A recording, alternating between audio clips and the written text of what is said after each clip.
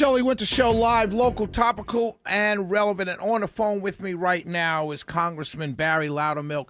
Let me tell you the backstory. So his son-in-law, Mac Parnell, was on with me last week, and he brought me a book, and I've been just dove right into the book. The title of the book is called "And Then They Prayed: Moments in American History Impacted by Prayer." It is such a wonderful book. I suggest everyone get it. It is powerful. Representative Loudermilk, how are you, sir? I'm doing wonderful. I hope you're doing well, Shelley. Man, let me tell you, man, I am doing great. This is an honor to have you on for this book. I remember when it first came out, and it's probably my fault. I probably sent an email to the wrong people, but I was I was trying to get you on. So I'm so glad that Mac put this together, and I thank him very much. First of all, what prompted you to write this book? Well, I get that question a lot, and it's because my father was a World War II veteran. He was a medic in the Army, landed at D-Day, went through Europe, on into Germany, was in the Battle of the Bulge. Now, I was a latecomer, so I was fortunate to be the one in my peer group, whereas mostly their grandfathers were the war veterans. I had my dad, and he used to tell me of the most incredible stories, not only from the war, but also through American history that I was not learning in school. And so later on in years, as my kids were getting older, I started telling them some of these stories and realized that, the people need to hear these. So I started speaking about some of these, and inevitably I'd be at a Rotary Club or some other group, and I would speak about a story from American history, and people would come up and say, "Can I have a copy of that speech?" And I'm like, "Well, I don't have it. I just, it's from memory." So my wife encouraged me, "You need to write this book." But it took me about 10 years of research to write it because I knew people respond to stories better than just telling facts.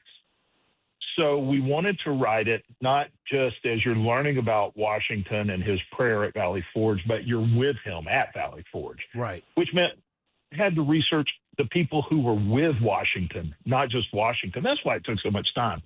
But it was a labor of love, but also love of country that, as we're celebrating 250 years, which is incredible, that far beyond any other constitutional republic in the world, in world history.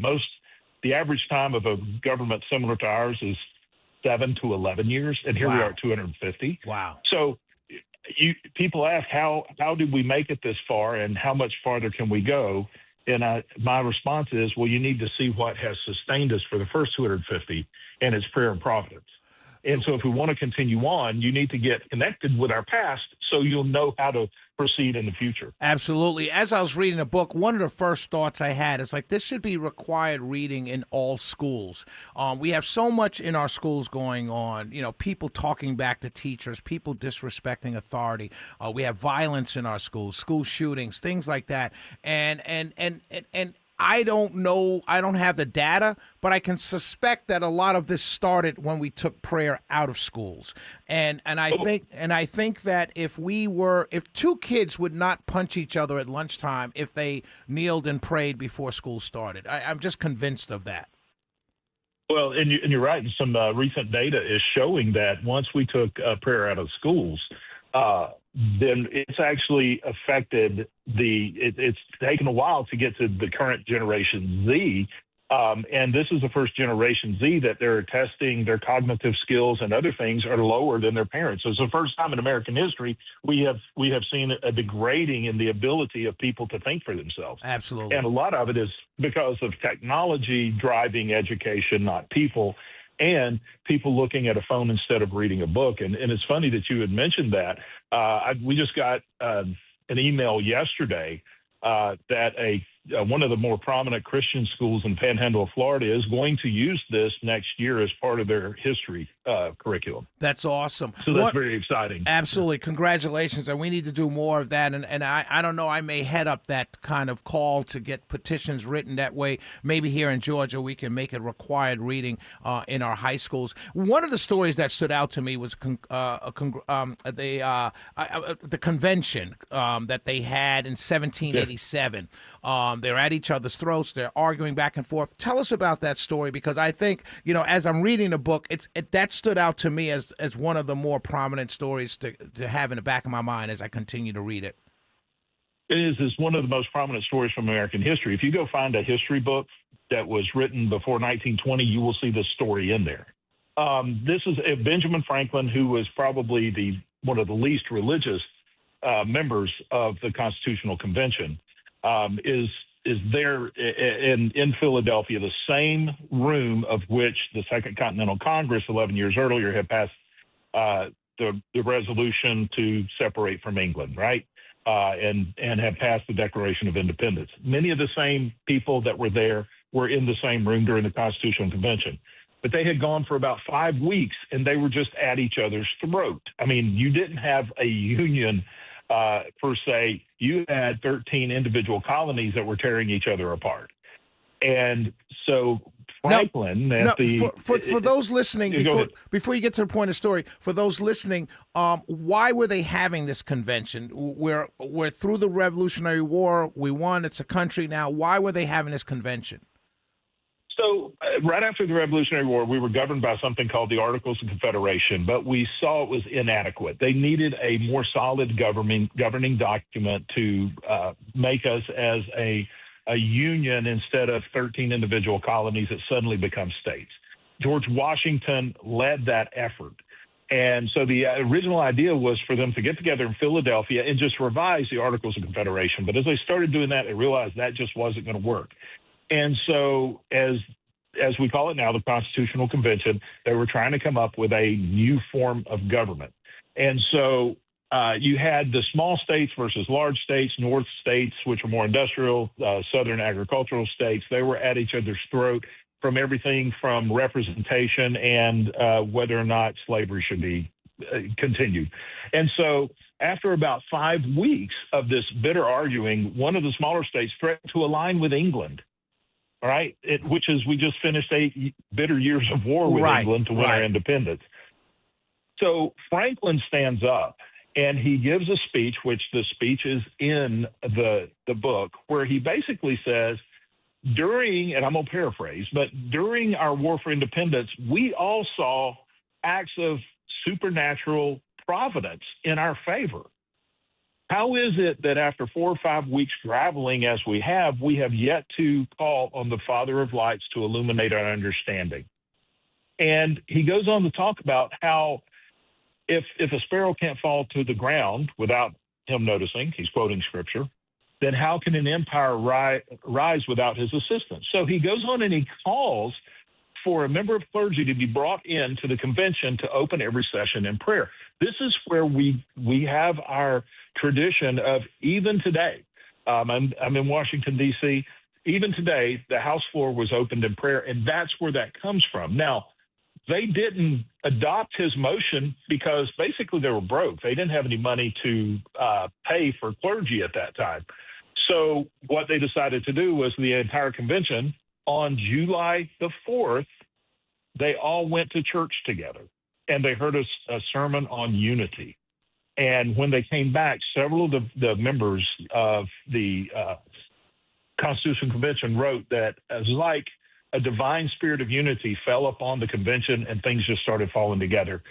There was a major motion picture out this year called The Great Awakening, which highlighted not only Franklin's speech, but the influence of George Whitefield, who was a minister during the First Great Awakening, of how his impact on Benjamin Franklin led Benjamin Franklin to give that speech, which they highlight in the movie. It was great. I had tears in my eyes when I went to the theater to see it. We're on the phone with Congressman Barry Loudermilk. His book is called "And Then They Prayed: Moments in American History Impacted by Prayer." With the divisiveness that we have in this country today, right? We're at each other's throats, right. Republican, Democrat, black, white, male, female. I mean, we're just divided, right? And we see it every day. It shouldn't be that way. It's highlighted on social media. Some will say it's not as bad as we say it is, but it is out there. What does this book speak to what we can do today? Well, to me, it's like we're at this crossroads in our country that people that we can't recover from it. But I tell people to go back, and one of the reasons I wrote this book is you go back to the book of Ecclesiastes in chapter 1, I think it's verse 9 says, anything that will happen has already happened in the past. There's nothing new under the sun. And basically it's saying there is nothing that you as an individual or nation will go through that hasn't already been gone through in the past. So if we want to proceed and heal our nation, we need to go back and look and see how divided our nation was, let's say during the Constitutional Convention or the years just after the War for Independence, the years of Reconstruction after the Civil War. And we have Civil War story in the book as well. And the book goes all the way up into the early 20th century to the Apollo space missions.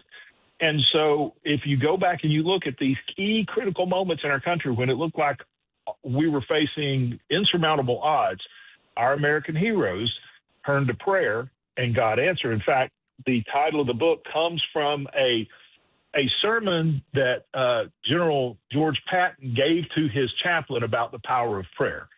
And so basically he said any battle is determined by training, working, and prayer. And prayer is the one thing that determines victory or defeat. And so as you look back through the history of our country, any time that we've had this major victory, you had training, working. Our heroes would train, they would work, and then they prayed. And that's where the title comes from. We're on the phone with Congressman Barry Loudermilk. Congressman, this book, And Then They Prayed, how can people get a copy of it? I'm not giving up mine. You signed it. I really appreciate that. But how can people get a copy of the book? And then also, what can we do to get this book into the hands of others? Well, let me answer the first question first. Of course, you can go to Amazon. It's on Amazon. It actually became a bestseller on Amazon back a few months after we released it on July the 4th of last year. We have hardcover, special 250th hardcover edition, as well as a paperback.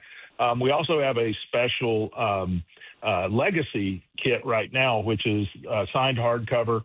It's a bookmark, some stickers, some 250th, American 250th gifts that go along with it. But if you go to Amazon, or you can go to the website andthentheyprayed.com, andthentheyprayed.com, and you can get a hardcover, the paperback, or the legacy kit through there. And how can we get this book out there? How, besides this interview, besides ordering it as individuals, what can we do? What can you suggest? What do you suggest we do to get this book? Can we buy in bulk and give them out to high schools? Like, what can we do? Absolutely, and we work with you on that. In fact, I had a business recently buy a bulk of them just to hand out to people. The guy who owns the business, a very successful business, he had read it. He liked it. He bought a bulk of them and was just giving them out. I think that you also petition. I think it's easy to get it in Christian schools. That would be a no-brainer there. But also get it to some history teachers. That I think there's valuable lessons in here beyond the faith element. Right. It's also about the people. I mean, you look at George Washington at Valley Forge. What a leader. He shows what true leadership is by standing up against insurmountable odds. And instead of just dealing with the physical aspect, he knows he has to deal with the morale of his troops. And if he can change the morale, he can change the outcome of this war that we were losing at that point. And that's where he focused. And so there's just so many stories. And even there's one from the Civil War in Georgia. And that's what's is a very special story to me, because you can go to where the Andersonville prison camp is and see the site where one of the miracles took place. It's still there today. My man, Congressman Barry Loudermilk, thank you so much for joining me. I so appreciate this interview. The book, ladies and gentlemen, again, the book is called And Then They Prayed, Moments in American History Impacted by Prayer. It's a powerful, powerful book. No matter what your faith tradition is, this book will move you. And I suggest you get it. I suggest you give it to your children to read. And I suggest after you get a copy, read a copy, pass it to your children, take it to your child's school, and just give it to the history teacher, as a congressman said. Congressman Loudermilk, by the way, happy retirement. What do you plan on doing in retirement? Last question. Well, I'm not going to totally retire just from Congress. I want to be a little closer to home, but I want to do a lot more of this, re-educating people in America with their true heritage, because that's what's going to take. It's going to take a cultural revolution to turn this country around. Absolutely. God bless you, sir. Congratulations. And I wish you would have stayed in Congress, but that's neither here nor there, my brother. Well, I appreciate that. It means a lot. God bless you, sir. God bless you. Keep up the great work. All right. Thank you. God bless you too, Shelley. Bye-bye. We'll be right back, ladies and gentlemen.